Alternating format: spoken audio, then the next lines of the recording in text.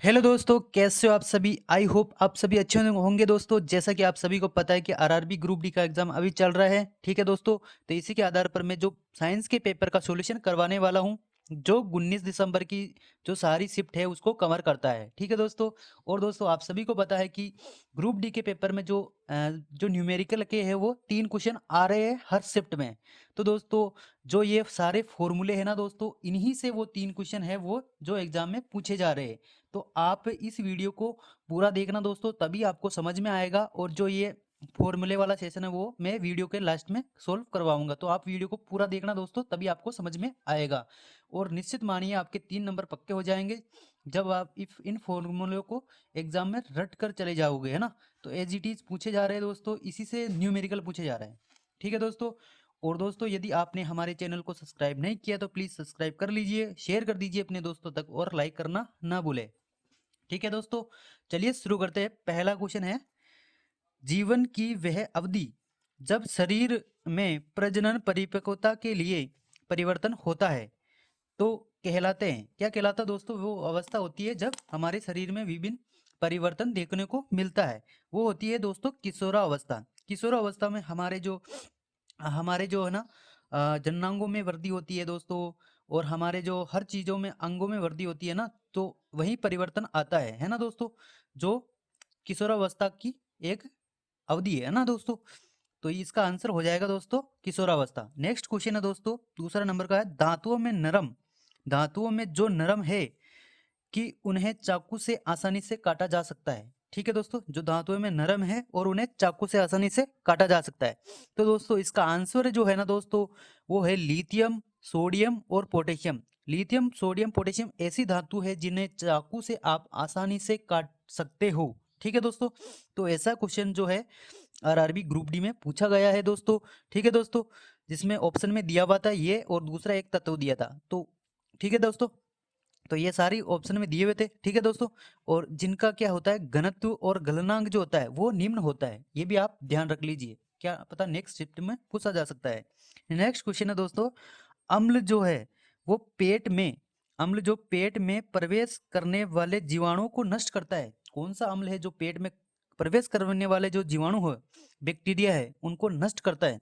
तो इसका right answer हो जाएगा दोस्तों HCl। दोस्तों जो HCl होता है ना दोस्तों, ये हमारे पेट में पाया जाता है। कहाँ पर? पेट, पेट यानी आमाशय, आमाशय में पाया जाता है। और दोस्तों जो हमारा जो आमाशय यानी पेट है ना दोस्तों, जो पेट कुछ इस प्रकार से होता है, ठीक है। जहाँ पे फूट जाता है ना भोजन, तब यहाँ पे जो बैक्टीरिया जाते हैं ना फूड, जो हमारे पेट में, उसको नष्ट कर देता है, ठीक है। और दोस्तों जो हमारे इस आमाशय में जो 3 पार्ट होते हैं, कौन सा दोस्तों? एक तो होता है ऑक्जेंटिक सेल, एक होता है पेप्टिक सेल, और एक रहता है म्यूकस सेल, ठीक है। इन सभी का कार्य आप ध्यान रखना दोस्तों, पूछा जा सकता है एग्जाम में और पूछा गया है, इसलिए मैं बोल रहा हूँ। तो दोस्तों जो एक ऑक्जेंटिक सेल है ना, इससे तो निकलता है HCl। और जो पेप्टिक सेल होता है ना दोस्तों, इससे निकलता है पेप्टोन, है ना, जो प्रोटीन का पाचन करता है ना, प्रोटीन को पेप्सिन में तोड़ता है, ठीक है दोस्तों। तो ये जो है अक्रिय होता है, HCl जो होता है इसे सक्रिय बनाने के लिए करता है। और जो म्यूकस सेल होती है ना दोस्तों, ये HCl जो होता है जो क्या होता है वो क्षारीय माध्यम का, सॉरी HCl के माध्यम का होता है, बहुत ही ज़्यादा अम्लीय माध्यम का होता है। तो दोस्तों जो होना, ये पेट को अम्लीय माध्यम प्रदान करता है। और जो हमारी जो ये पेट है ना दोस्तों, तो इसकी परत होती है ना, उस पर पाई जाती है म्यूकस, जो हमारी पेट में जो छाले पड़ जाते हैं ना, उसको बचाता है। यानी इस पेट की जो दीवार है ना, उसकी रक्षा करता है। कौन सा? ये म्यूकस सेल। तो आप ध्यान रखना, एग्जाम में पूछा गया है, इसलिए मैं इस पर जोर दे रहा हूँ, ठीक है। नेक्स्ट क्वेश्चन है दोस्तों, चौथा नंबर का क्वेश्चन है, कोशिका का पावर हाउस किसे कहते हैं? तो कोशिका का पावर हाउस जो एग्जाम में पूछा गया है वही बता रहा हूं मैं दोस्तों। तो कोशिका का पावर हाउस जो है माइटोकॉन्ड्रिया होता है। कौन सा दोस्तों? माइटोकॉन्ड्रिया को कोशिका का शक्ति गृह कहते हैं, ठीक है दोस्तों। नेक्स्ट क्वेश्चन है दोस्तों, जीवाणु जनित रोग। दोस्तों जीवाणु जनित रोग भी आ रहा है कुछ, जैसे वायरस के ज्यादा पूछे जा रहे हैं ना। तो आप एक बार ये वाला वीडियो देख लीजिए, रोग का केवल ज्यादा 2 वाला देख लीजिए, एक तो वायरस वाला देख लीजिए, एक जीवाणु वाला देख लीजिए, ठीक है। तो दोस्तों जीवाणु जनित रोग जो होता है वो एक तो होता है हैजा, आंत्रजवेर और प्लेग। और दोस्तों वायरस से है ना जो रेबीज। तो ऑप्शन में दिया हुआ था जीवाणु जनित रोग कौन सा नहीं होता है, तो ऑप्शन में ये तीन तो दिए हुए थे, हैजा, आंत्रजवेर और प्लेग। जो वायरस से होने वाला जो है वो रेबीज होता है। तो दोस्तों जो रेबीज होता है वो जीवाणु से नहीं होता है, तो यही इस क्वेश्चन का राइट आंसर हो जाएगा। ठीक है, नेक्स्ट क्वेश्चन है दोस्तों, क्वेश्चन नंबर है छठा नंबर का है, केवल केवल पादप कोशिकाओं में मौजूद होते हैं। तो दोस्तों केवल पादप कोशिका में एक तो जो है हमारा जो प्लास्टिड सॉरी पादप कोशिका में पाया जाता है एक तो प्लास्टिड, ठीक है, एक होती है कोशिका भित्ति, जो ये केवल जो होती है पादप कोशिकाओं में पाई जाती है, जंतु कोशिका में ये एब्सेंट होती है। ठीक है दोस्तों, बाकी सारे जैसे माइटोकॉन्ड्रिया हो गया, केंद्रक हो गया, ठीक है, ये सारे क्या होता है इसमें राइबोसोम, ये सारे इसमें पाए जाते हैं। ठीक है, रसदानियां भी दोनों में पाई जाती है, लेकिन जंतु तक में क्या होती है थोड़ी सी छोटी होती है ना, पादप की अकॉर्डिंग। ठीक है, तो आप ये क्वेश्चन भी आप ये वाली जानकारी भी आप ध्यान रख लीजिए, क्या पता आपके शिफ्ट में पूछा जा सकता है। नेक्स्ट क्वेश्चन है दोस्तों, किसने न्यूट्रॉन की खोज करी थी? न्यूट्रॉन की खोज किसने की थी? दोस्तों पिछले वाले वीडियो में मैंने इसकी पूरी ट्रिक बता दी, यदि आपने नहीं देखा तो देख लीजिए, और एक बार मैं वापस बता देता हूं दोस्तों। ईंट पर नाच इसकी ट्रिक होती है दोस्तों, जब ऐसा पूछा जाए कि न्यूट्रॉन की खोज किसने की, तो ईंट पर नाच इसकी ट्रिक होती है। क्या दोस्तों? ईंट पर नाच, है ना। तो दोस्तों E4 हो जाता है इलेक्ट्रॉन, E4 इलेक्ट्रॉन हो जाता है, टे4 थॉमसन। तो इलेक्ट्रॉन की खोज थॉमसन ने करी थी। और पे4 हो जाता है प्रोटॉन, ठीक है, प्रोटॉन। और रे4 हो जाता है रदरफोर्ड। तो प्रोटॉन की खोज रदरफोर्ड ने करी है। ने4 हो जाता है न्यूट्रॉन, ठीक है। और चे4 हो जाता है जेम्स चैडविक। तो न्यूट्रॉन की खोज पूछा गया है ऑप्शन में, है ना। पिछले वाले वीडियो में जो बताया था वो ईट पर यानी इलेक्ट्रॉन की खोज किसने की थी ये पूछा गया था।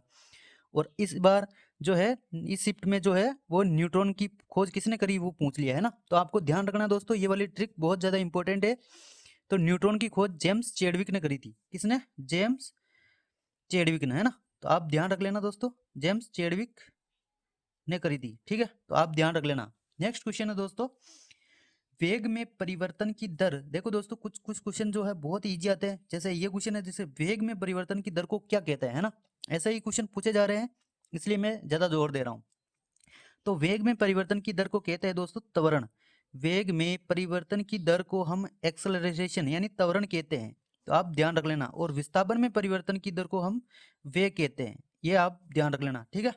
नेक्स्ट क्वेश्चन है दोस्तों, जिप्सम। जिप्सम का रासायनिक सूत्र पूछा गया था। पिछले वाले वीडियो में मैंने बताया था धावन सोडा का जो बेकिंग सोडा है ना दोस्तों, सॉरी धावन सोडा धोने का सोडा है ना, उसका सूत्र पूछा गया था। तो जो सोडे वाला है ना दोस्तों, वो वाला चैप्टर आपको पढ़ के जाना है, क्योंकि उसमें फॉर्मूला पूछा जा रहा है हर शिफ्ट में, ठीक है दोस्तों।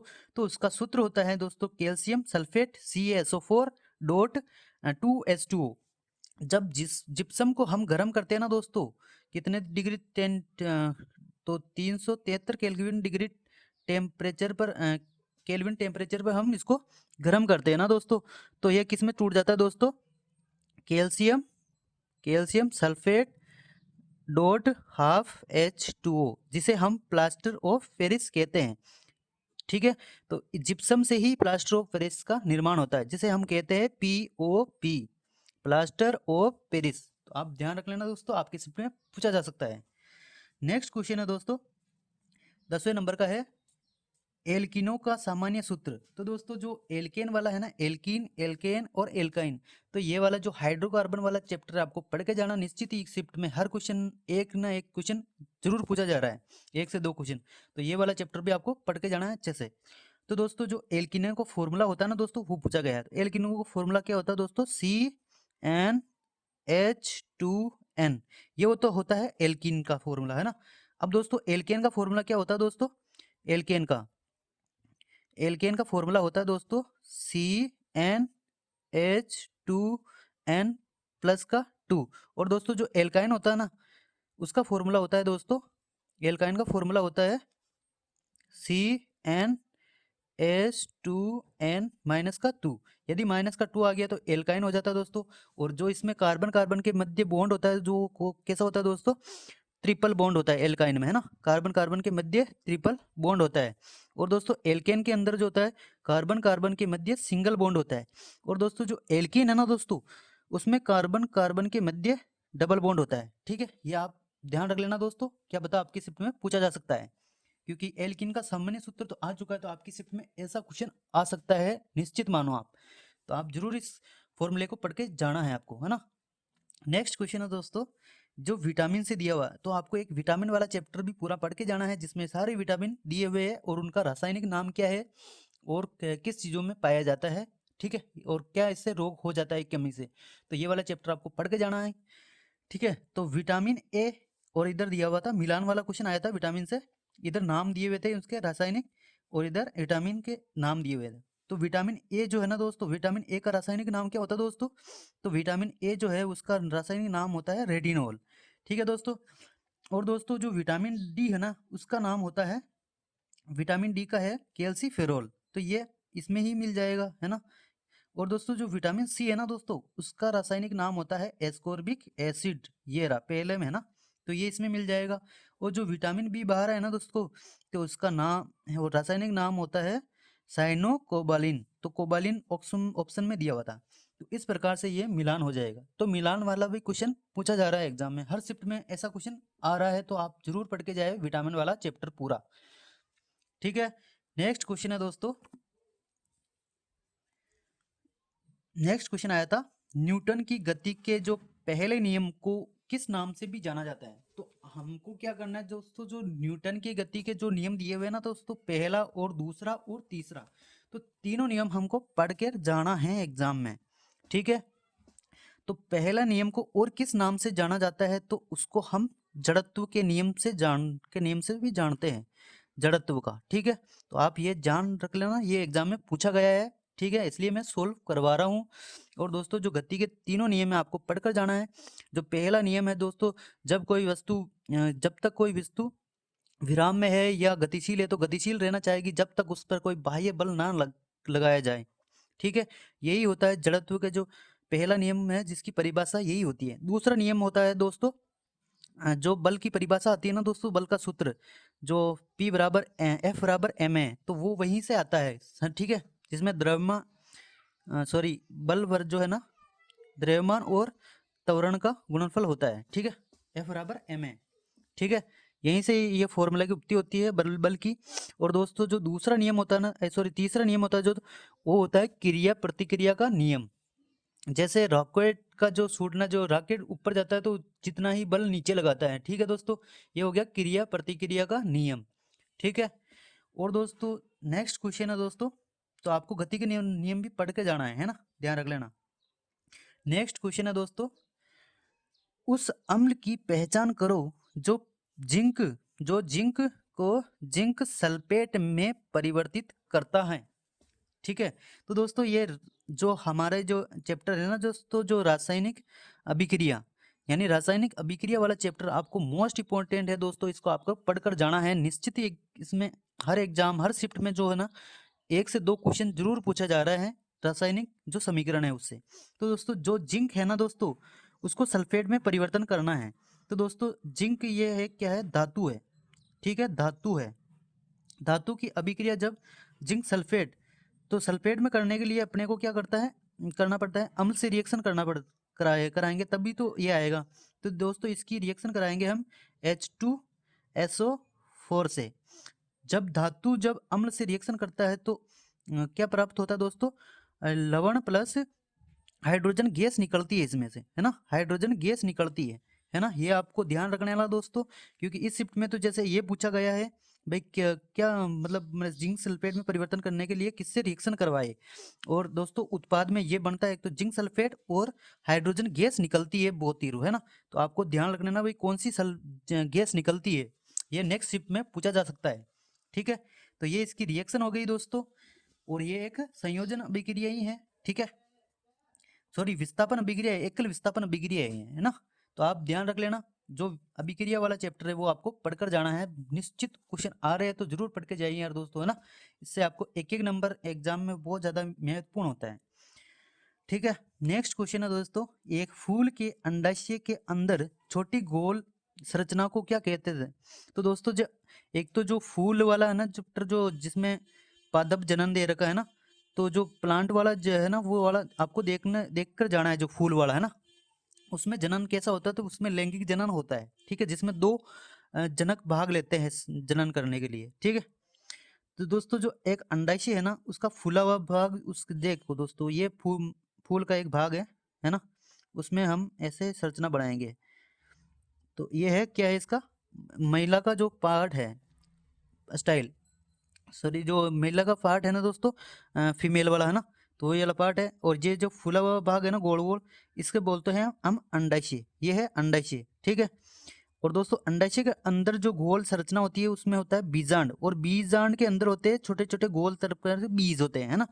तो छोटी छोटी गोल संरचना जो क्या है, तो वो दोस्तों एक बीज होते हैं ना, बीज होते हैं जो बीजांड में होते हैं। कहाँ पर, बीजांड में होता है। तो ऑप्शन में यही दिया हुआ था, जो यही आंसर का इसका करेक्ट आंसर हो जाएगा।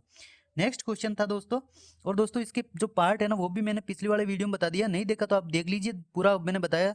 इसका होता है स्टिग्मा, सॉरी हाँ स्टिग्मा होता है यानी वर्तिकाग्र, स्टिग्मा होता है ना, तो आप ध्यान रख लेना स्टिग्मा। और इसका होता है स्टाइल, स्टाइल है ना, तो आप ध्यान रख लेना स्टाइल। और इसका होता है ओवेरी यानी अंडाशय, ओवेरी है ना, तो आप ध्यान रख लेना। ये क्वेश्चन पूछा गया है इसलिए मैं ज्यादा जोर दे रहा हूँ ऐसे चैप्टर पे, है ना। यहाँ पर जो है ना वो पुंकेसर से जो निकलते हैं ना परागकण, वो यहाँ पर आकर बैठ जाते हैं स्टिग्मा पर। ये क्वेश्चन भी पूछा गया है। नेक्स्ट क्वेश्चन है दोस्तों, आर्सेनिक का रासायनिक प्रतीक। दोस्तों देखो इससे पहले वीडियो में जो सोडियम का रासायनिक प्रतीक पूछा गया है ना, और इस वीडियो में क्या पूछा है, इस शिफ्ट में क्या पूछा गया है दोस्तों, आर्सेनिक का रासायनिक प्रतीक। तो दोस्तों आर्सेनिक का जो एक उपधातु है, क्या है ये, उपधातु है, उपधातु है। तो इसका जो रासायनिक प्रतीक होता है ना दोस्तों, वो होता है AS, यानी इसको कहते हैं हम आर्सेनिक। और दोस्तों जो इसका परमाणु क्रमांक होता है ना दोस्तों, वो होता है, परमाणु क्रमांक क्या होता है दोस्तों, 33 होता है ना। तो आप ये ध्यान रख लेना। और ये एक उपधातु है, ठीक है, जिसमें धातु और अधातु दोनों के गुण पाए जाते हैं, उसे उपधातु कहते हैं, ठीक है। नेक्स्ट क्वेश्चन है दोस्तों 16 नंबर का है, मासिक धर्म के दौरान रक्त का प्रवाह का कारण क्या होता है दोस्तों। जब देखो दोस्तों जो फीमेल का जो अंडाशय वाला पार्ट होता है ना दोस्तों, तो 1 साल अंडा इस वाले से निकलता है, और दूसरे सॉरी 1 महीने में इस वाले अंडाशय से निकलता है, और दूसरे मंथ में इस वाले अंडाशय से अंडा निकलता है, ठीक है। और ये दोस्तों जो फेलोपियन ट्यूब है ना दोस्तों, इसी में जो है ना हमारा जो फर्टिलाइजेशन निषेचन यहीं पे होता है फिलोपियन ट्यूब में। जब दोस्तों यहाँ से कोई अंडा निकलता है और यहाँ पर आकर बैठ जाता है गर्भाशयों की दीवारों पर, ठीक है दोस्तों। जब दोस्तों गर्भाशय की दीवार है, ये जो वाली दीवार है ना वो टूटकर बाहर निकलती है, तब अपना क्या होता है, गर्भाशय की परत टूट जाती है, तब रक्त का स्त्राव होता है। इसे ही हम मासिक धर्म कहते हैं। तो दोस्तों गर्भाशय की परत का टूटना ही इस क्वेश्चन का राइट आंसर हो जाएगा, जो ऑप्शन में दिया हुआ था। नेक्स्ट क्वेश्चन है दोस्तों, अल्फा कोशिकाएं ग्लूकागन, जैद अल्फा कोशिकाएं जो ग्लूकागन से संबंधित है, डेल्टा कोशिकाएं जो है वो किससे संबंधित है, ऐसा क्वेश्चन में पूछा गया था। तो दोस्तों जो डेल्टा कोशिकाएं होती है ना, जैसे अल्फा जो हमारे जो अग्नाशय होता है ना दोस्तों, अग्नाशय होता है जो पेट के नीचे पाया जाता है। और दोस्तों जो उसमें से 3 हार्मोन ये निकलती है, अल्फा 3 उसमें से एंजाइम हार्मोन निकलते हैं, जिसका नाम है अल्फा कोशिका और बीटा कोशिका और डेल्टा कोशिका। तो अल्फा कोशिका से ग्लूकोगन निकलता है, डेल्टा कोशिका से सोमेटोस्टेटिन निकलता है, यही इस क्वेश्चन का राइट आंसर हो जाएगा। और दोस्तों जो बीटा कोशिकाएं होती है ना, बीटा कोशिकाएं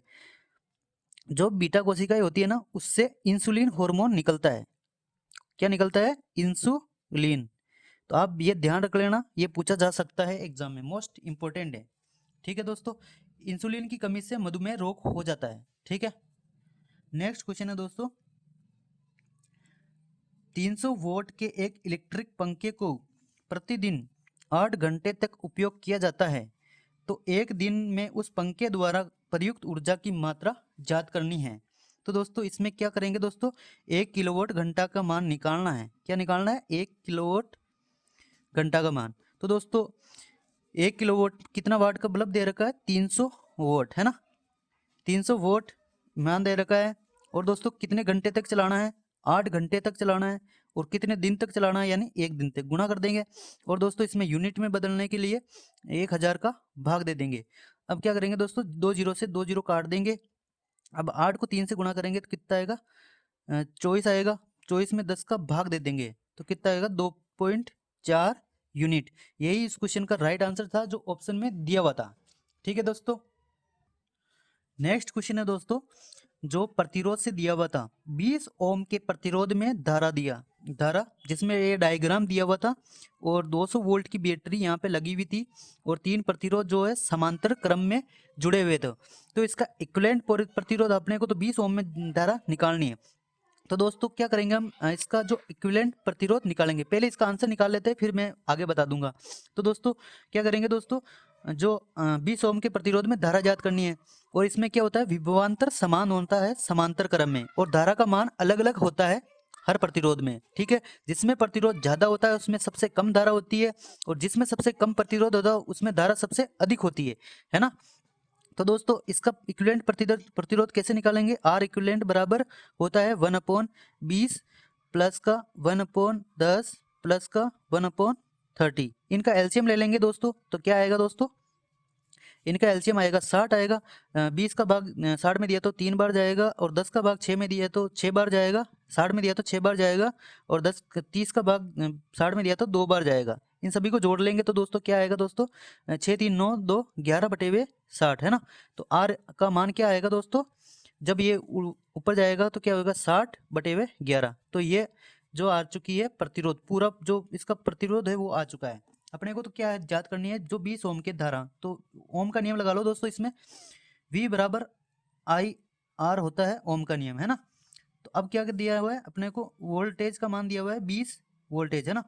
अपने को क्या है, धारा याद करनी है, प्रतिरोध कितना है दोस्तों 20 ओम है ना, धारा याद करनी है। तो 20 ओम इंटू आई, तो 20 से काट देंगे दोस्तों, 20 से काट देंगे इसको तो 10 बार। तो दोस्तों धारा का मान क्या आया दोस्तों, 10 एम्पियर। 10 एम्पियर धारा वही पूछी गई थी, जो यही इस क्वेश्चन का राइट आंसर हो जाएगा दोस्तों, जो ऑप्शन में दिया हुआ था।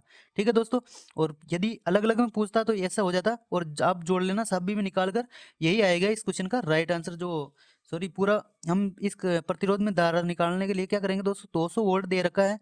ठीक है, और दोस्तों करंट निकालने के लिए क्या करेंगे, ये प्रतिरोध का मान 60/11, तब यहाँ से पूरी धारा निकल जाएगी, आप निकाल लेना, है ना।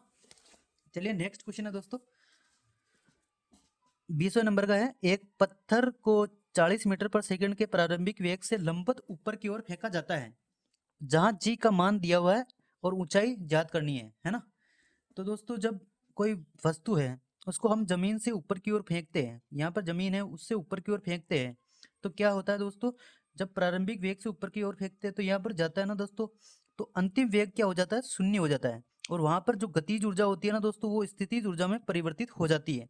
तो दोस्तों गतिज ऊर्जा को स्थितिज ऊर्जा में बराबर कर देंगे, तो गतिज ऊर्जा का फॉर्मूला होता है 1/2 यानी 1/2 mv²। और दोस्तों जो इसको है स्थितिज ऊर्जा को बराबर कर देंगे, स्थितिज ऊर्जा का फॉर्मूला होता है एम जी और एच। ठीक है, अपने को ऊंचाई याद करनी है ना, तो द्रव्यमान से द्रव्यमान कट जाएगा। ठीक है, अब रख लेंगे सिंपल से इस फॉर्मूले में 1/2 v का स्क्वायर क्या है दोस्तों, तो 40 × 40 बराबर जी कितना दिया हुआ था 10, है ना, और अपने को ऊंचाई याद करनी है।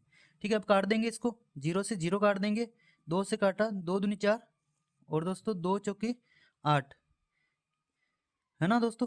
तो ऊंचाई आ चुकी है 80 मीटर, है ना, 80 मीटर। ठीक है, यही इस क्वेश्चन का राइट आंसर हो जाएगा जो ऑप्शन में दिया हुआ था। चलिए दोस्तों अब जो हम फॉर्मूले का रिवीजन करते हैं।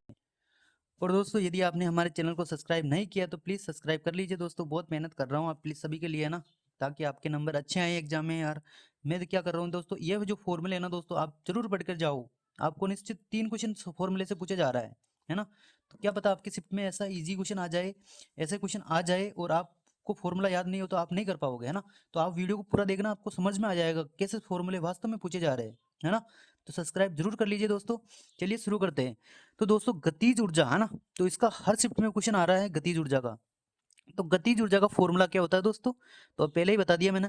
तो गतिज ऊर्जा का फॉर्मूला होता है, वो होता है हाफ mv²। यही गतिज ऊर्जा का फॉर्मूला होता है, जब m द्रव्यमान है v वेग है ना, तो आपको ध्यान रख लेना ये है। और स्थितिज ऊर्जा का फॉर्मूला होता है, वो होता है u बराबर mgh, है ना, mgh। ठीक है, जहाँ m द्रव्यमान है, g गुरुत्वीय वो त्वरण हो जाती है और h ऊंचाई हो जाती है ना। आपको ध्यान रखना है दोस्तों। और इसका यूनिट भी जूल होता है, इसका भी जूल होता है ना, तो आपको ध्यान रखना है। और दोस्तों ओम का नियम, ओम का नियम बहुत ही ज्यादा इंपॉर्टेंट है दोस्तों। तो वो क्या होता है, V बराबर आई आर, जहाँ V वोल्टेज है, I धारा है और R प्रतिरोध है। ये आपको ध्यान रख लेना है दोस्तों। प्रतिरोध का मात्रक ओम होता है, I का मात्रक जो धारा है उसका मात्रक एम्पियर होता है, वोल्ट का मात्रक वोल्ट में ही होता है ना, विभवांतर का वोल्ट मात्रक वोल्ट होता है। तो आप ध्यान रख लेना दोस्तों, पूछा जा सकता है ऐसा क्वेश्चन। नेक्स्ट क्वेश्चन था दोस्तों, जैसे गति के समीकरण के क्वेश्चन अभी तक नहीं आए शिफ्ट में, और अब आने की संभावना है क्योंकि क्वेश्चन बहुत ज़्यादा हो चुके हैं। तो अब क्या करेगा ये रेलवे वाला जो है, अब गति के समीकरण उठाएगा धीरे धीरे। तो आ सकता है न्यूमेरिकल गति के, तो गति वाला चैप्टर आपको पढ़ के जाना है, फॉर्मूले में इस चैप्टर में करवा दूंगा, ठीक है। तो गति का पहला समीकरण होता है दोस्तों, वो होता है v बराबर होता है u प्लस का ए टी, है ना, ठीक है। ये पहला समीकरण है दोस्तों गति का, जिसमें v जो है अंतिम वेग है दोस्तों, u जो है वो प्रारंभिक वेग है, और a जो है वो त्वरण होता है, और दोस्तों जो t है वो समय होता है। तो दोस्तों गति का जो पहला समीकरण है, जो वेग और समय के बीच संबंध दर्शाता है, ये भी आप ध्यान रख लेना है ना, वेग और समय के बीच संबंध दर्शाता है, ठीक है, वेग और समय के बीच संबंध दर्शाता है ना, तो ध्यान रख लेना ये वाला। और दूसरा समीकरण होता है गति का, वो होता है दोस्तों एस बराबर होता है यूटी प्लस का हाफ ए टी स्क्वायर, है ना, ए टी स्क्वायर। एस जो होती है वो जो दूरी होती है वो होती है विस्थापन जिसे कहते हैं, वो होता है एस, और यू जो है प्रारंभिक वेग है और वो समय है, और हाफ तो है ही है, और ए जो त्वरण होता है, टी समय होता है। तो दोस्तों ये किसके बीच संबंध दर्शाता है, तो दोस्तों ये समय और स्थिति के बीच में, तो स्थिति और समय के बीच संबंध दर्शाता है ना दोस्तों। ये जो मैं करवा रहा हूँ बहुत ज्यादा इंपॉर्टेंट है दोस्तों, पूछा जा सकता है। और जो दोस्तों जो गति का तीसरा समीकरण है ना दोस्तों, वो होता है वी स्क्वायर बराबर यू स्क्वायर प्लस का 2as, जहाँ v जो है अंतिम वेग है और u जो है वो प्रारंभिक वेग होता है, और a जो होता है वो त्वरण होता है दोस्तों, और ये जो s जो है वो दूरी होती है। तो ये दोस्तों जो गति का तीसरा समीकरण है वो किसके मध्य, यानी वेग और यहाँ पे लास्ट में क्या हुआ दोस्तों, समय, सॉरी समय क्या हुआ, वो स्थिति के बीच में, स्थिति के बीच में संबंध बताता है। तो आपको ध्यान रख लेना दोस्तों, ये जो वो पूछा जा सकता है ना, इसलिए मैं बता रहा हूँ। नेक्स्ट क्वेश्चन, नेक्स्ट फॉर्मूला है दोस्तों ऊष्मा का। ऊष्मा तक अभी जो है न्यूमेरिकल नहीं आया है दोस्तों, अब आने की बहुत ज़्यादा संभावना है। तो दोस्तों जो ऊष्मा का फॉर्मूला होता है वो होता है H, यानी हीट होता है, तो H बराबर आई स्क्वायर आर टी। तो H है हीट होता है, और I जो होती है वो धारा होती है, और R वो जो होता है वो प्रतिरोध होता है, T जो है यहाँ पे समय है ना, समय ध्यान रख लेना दोस्तों, समय जो होता है वो सेकंड में है ना, ये भी आप ध्यान रखना। नेक्स्ट था दोस्तों शक्ति का। तो शक्ति का फॉर्मूला दोस्तों क्या होता है, तो कार्य करने की दर को हम शक्ति कहते हैं, क्या कहते हैं, शक्ति कहते हैं, कार्य करने की दर को हम शक्ति कहते हैं दोस्तों। और दोस्तों एक और शक्ति का फॉर्मूला होता है P बराबर वी आई, ठीक है, P बराबर वी आई। तो V क्या है, वोल्टेज होता है, और I धारा होती है, और दोस्तों जो W है वो कार्य होता है, T समय होता है ना, तो ध्यान रख लेना दोस्तों। और दोस्तों संवेग का जो सूत्र होता है वो क्या होता है, P बराबर M और V, यानी द्रव्यमान और वेग का गुणनफल संवेग होता है ना, ये पूछा गया है क्वेश्चन। और दोस्तों जो बल का फॉर्मूला होता है वो क्या होता है दोस्तों, F बराबर M इंटू ए, है ना, तो द्रव्यमान और त्वरण का गुणनफल जो होता है वो फोर्स होता है, और जो बल का मात्रक होता है ना वो दोस्तों क्या होता है दोस्तों, तो बल का मात्रक न्यूटन होता है, ध्यान रख लेना दोस्तों, पूछा जा सकता है। नेक्स्ट था दोस्तों कार्य। तो कार्य किसे कहते हैं दोस्तों, तो कार्य कहते हैं W बराबर बल इंटू बल की दिशा में विस्थापन के गुणनफल को कार्य कहते हैं। सिंपल परिभाषा आ सकती है, ठीक है, और इसका मात्रक जूल होता है दोस्तों, इसका मात्रक जूल होता है, ठीक है। और दोस्तों जो बल और विस्थापन के बीच का कोण होता है वो कोस थीटा होता है, ठीक है, ये भी आप ध्यान रख लेना, ठीक है। नेक्स्ट क्वेश्चन है दोस्तों आवेश प्रवाह की दर, आवेश प्रवाह की दर। आवेश प्रवाह की दर क्या कहलाती है दोस्तों? तो आवेश प्रवाह की दर होती है, आवेश को लिखेंगे Q, प्रवाह की दर को T लिखेंगे तो वो धारा होती है ना। ठीक है, ये भी आप ध्यान रख लेना, जहाँ Q आवेश है, T समय है और I धारा है। दोस्तों गुरुत्वाकर्षण का जो बल है ना उसका जो है वो ऑप्शन में ऐसे दिए जा सकते हैं, है ना। जैसे बल जो होता है वो दोनों द्रव्यमानों के गुणनफल के बराबर और दूरी के व्युत्क्रमानुपाती होता है ना। तो आप ध्यान रख लेना, जहाँ आपको ये पता है कि ये द्रव्यमान होता है और ये त्रिज्या होती है ना, जिसका स्क्वायर का व्युत्क्रमानुपाती होता है। नेक्स्ट था दोस्तों फॉर्मूला, वो कूलाम का नियम था ना, जो अभी तक पूछा नहीं गया लेकिन पूछा जा सकता है। ठीक है, तो आप रट लेना इस फॉर्मूले को। तो F बराबर होता है दोस्तों के इंटू Q1 आवेशों का गुणनफल बटेवा आर स्क्वायर। ठीक है, तो आर जहाँ त्रिज्या होती है, आप ध्यान रख लेना दोस्तों, और जहाँ आवेश होता है और यहाँ पर द्रव्यमान होता है, बस इतना सा अंतर है। ठीक है, और दोस्तों जो नेक्स्ट था दोस्तों फॉर्मूला होता है वो होता है प्रतिरोधों का समांतर क्रम में संयोजन। तो दोस्तों जो समांतर क्रम में संयोजन होता है ना दोस्तों, तो उसमें समांतर में क्या होती है, धारा जो होती है अलग अलग होती है। और दोस्तों जो वोल्टेज होता है ना दोस्तों वो समान होता है समांतर में। ठीक है, ये आपको ध्यान रखना है ना। तो दोस्तों इसका आर इक्विवेलेंट कैसे निकालेंगे दोस्तों? 1/R बराबर होता है 1 प्लस R1 प्लस का 1 प्लस R2 प्लस का 1 प्लस R3, है ना। जितने दिए हुए ऐसे जोड़ लेते हैं। ठीक है, ये आपको ध्यान रख लेना दोस्तों। इसका डायग्राम ऐसे बनता है, दो बिंदु दे दिए, एक प्रतिरोध यहाँ पे लगा दिया, फिर एक प्रतिरोध यहाँ पे लगा दिया, फिर एक प्रतिरोध यहाँ पे लगा दिया, है ना। तीनों को एक बिंदु से जोड़ लेंगे, है ना, और इसको एक बैटरी से कनेक्ट कर देंगे, है ना। यहाँ से यहाँ पे धारा जाती है, यहाँ प्लस माइनस, है ना, ये आपको ध्यान रख लेना है। ठीक है, ऐसा डायग्राम बनता है। और दोस्तों जो प्रतिरोधों का श्रेणी क्रम में संयोजन कैसा होता है दोस्तों? इसका आर इक्विवेलेंट बराबर होता है, इसमें क्या होती है दोस्तों, जो धारा होती है वो समान होती है, क्या धारा इसमें समान होती है और वोल्टेज अलग अलग होता है ना। तो आपको ध्यान रखना है। तो आर इक्विवेलेंट बराबर होता है R1 प्लस का R2 प्लस का R3, है ना। जैसे प्रतिरोध दिए हुए हैं, एक प्रतिरोध यहाँ पे दे दिया, फिर वापस एक प्रतिरोध यहाँ पे दे दिया, फिर वापस एक प्रतिरोध यहाँ पे दे दिया, है ना। R1 R2 R3, है ना, ऐसे प्रतिरोध दिए जा सकते हैं। नेक्स्ट फॉर्मूला था दोस्तों प्रतिरोध का। प्रतिरोध का एक फॉर्मूला होता है दोस्तों, बहुत ही ज़्यादा इंपॉर्टेंट है, जो हर शिफ्ट में क्वेश्चन इससे पूछे जाते हैं। तो निश्चित है अब आने की बारी, इस अभी तक नहीं आया तो अब आ सकता है।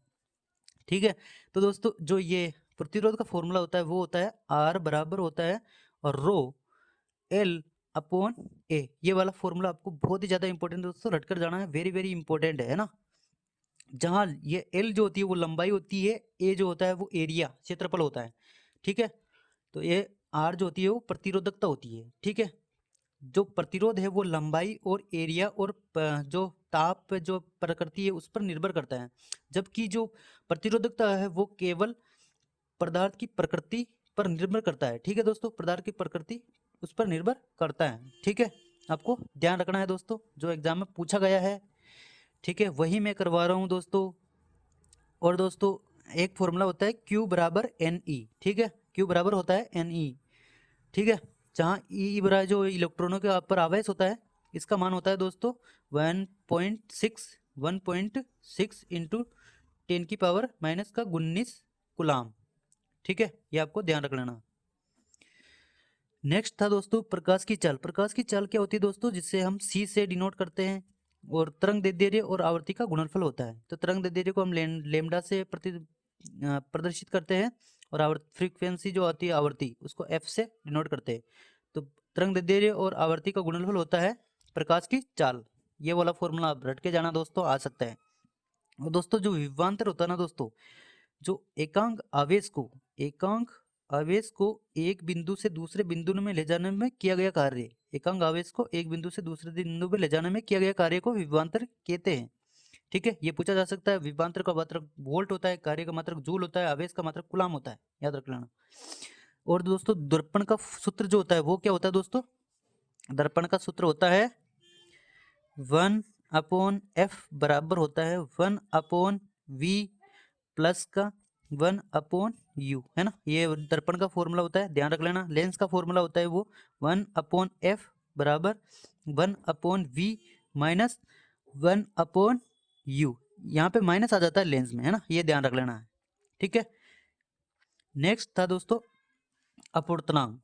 तो अपवर्तनांक क्या होता है दोस्तों? अपवर्तनांक को हम न्यू से डिनोट करते हैं। तो निर्वात में प्रकाश की चाल, निर्वात में प्रकाश की चाल बटे हुए माध्यम में प्रकाश की चाल के अनुपात को हम अपवर्तनांक कहते हैं। ये भी आप ध्यान रख लेना दोस्तों, पूछा जा सकता है फॉर्मूला एज इट इज, है ना, तो ध्यान रख लेना। यदि पूछा गया तो फिर मत कहना कि भी कि हाँ मतलब आ गया आपने सही बोला था, है ना, तो इसलिए रट लो यार, मैं बता रहा हूँ तो क्या जा रहा है इसमें रटने में, है ना। नेक्स्ट था दोस्तों जो आवर्धन का सूत्र। दोस्तों जो दर्पणों का जो आवर्धन होता है ना, उसका सूत्र होता है एम।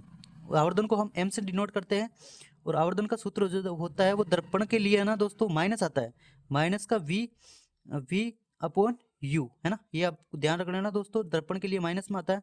और जो लेंस होता है ना दोस्तों उसमें प्लस का आता है, एम बराबर वी अपॉन यू, ये आप ध्यान रख लेना, है ना।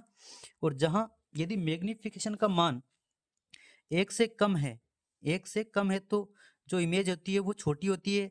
जब 1 से बड़ा होता है आवर्धन का मान, तब इमेज जो होती है वो 1 से वो जो इमेज होती है वो बड़ी होती है। जब 1 के बराबर होता है तो इमेज जो होती है वो समान आकार की होती है, ठीक है, ये भी आप ध्यान रख लेना दोस्तों, ठीक है।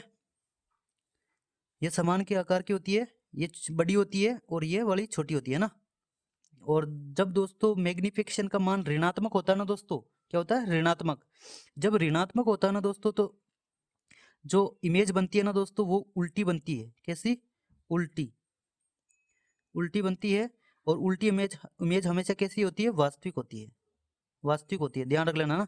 जब मैग्निफिकेशन का मान धनात्मक होता है ना दोस्तों, तब इमेज कैसी बनती है दोस्तों? सीधी बनती है, ठीक है, सीधी, सीधी बनती है।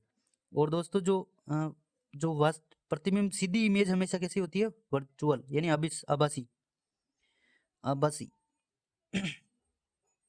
ये आप ध्यान रख लेना दोस्तों, बहुत ही इंपॉर्टेंट नॉलेज दी मैंने, बताया, मतलब ऐसा क्वेश्चन पूछा जा सकता है ना। नेक्स्ट था दोस्तों स्नेल का नियम का जो फॉर्मूला होता है।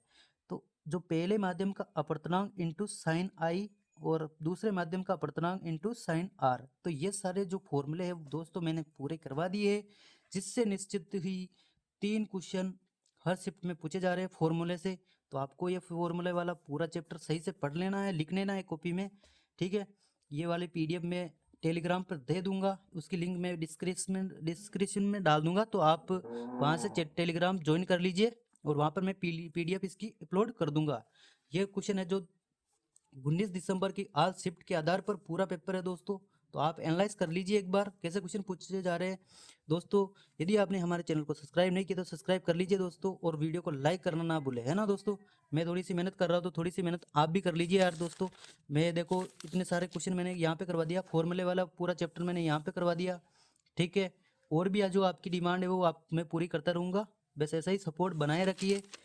और दोस्तों ये जो वाला है 19 दिसंबर का 3rd शिफ्ट वाला, आज मैं अपलोड कर दूंगा वीडियो मैथ्स का, ठीक है। इससे पहले मैंने ये वाला वीडियो भी कर दिया 19 दिसंबर की 1st शिफ्ट वाला, और 16 दिसंबर की 3rd शिफ्ट वाला भी कर दिया मैंने मैथ्स का। ये आप देख सकते हो ना कितनी अच्छी तरीके से मैंने किया है, और सोल्व भी इनको देखो, कम समय में ज़्यादा क्वेश्चन अटेम्प्ट करने का यही मेथड होता है, ठीक है। चलिए मिलते हैं नेक्स्ट वीडियो में, तब तक लिए जय हिंद जय भारत। वीडियो को लाइक, चैनल को सब्सक्राइब जरूर कर दीजिए।